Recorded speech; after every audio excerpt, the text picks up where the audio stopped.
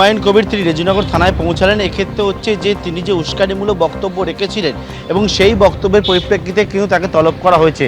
রেজিনগর থানায় তিনি এসে পৌঁছেছেন 3 মিনিট আগেই, অর্থাৎ 11:30টায় ডাকা হলো, 11:27-এর মধ্যে হুমায়ুন কবির তিনি এসে পৌঁছান রেজিনগর থানায়। একটু ছবিটা দেখাবো। রেজিনগর থানার বাইরে দেখতে পাচ্ছ যে একদিকে যেমন কেন্দ্রীয় বাহিনী মোতায়েন রয়েছে, রেজিনগর থানার গেটে একদম কেন্দ্রীয় বাহিনী মোতায়েন রয়েছে এবং ভেতরে বিশাল সংখ্যায় র্যাপিড ফোর্স সেটা কিন্তু মোতায়েন রয়েছে।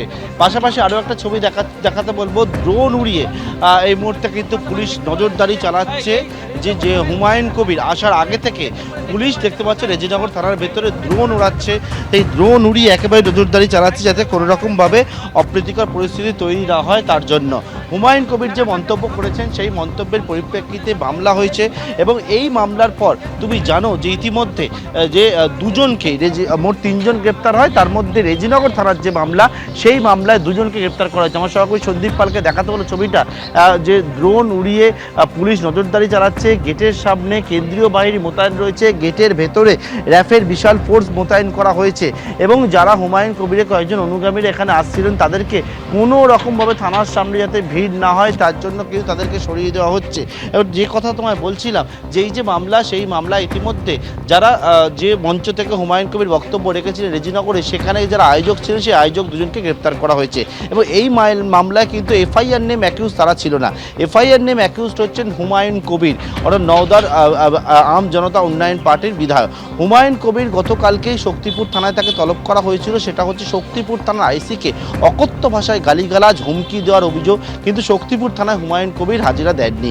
আজকে রেজিনগর থানায় হাজিরা, সেটা হচ্ছে যে একেবারে উস্কানিমূলক মন্তব্য করার অভিযোগ, হুমকি দেওয়ার অভিযোগ, বিদ্বেষমূলক একাধিক বিষয়, তার বিরুদ্ধে কিন্তু জামিন অযোগ্য ধারাতে মামলা এবং তাতে হুমায়ুন কবিরকে আজকে কিন্তু 11:30টার সময় হাজিরা দেওয়ার জন্য নির্দেশ দেওয়া হয় এবং সেই মতো একদম সঠিক সময় অর্থাৎ 11:30 আগে হুমায়ুন কবির তিনি চলে আসেন রেজিনগর থানার ভেতরের ছবি, থানার বাইরের ছবি, যে ছবি আমার সহকর্মী সন্দীপ পাল দেখাচ্ছে।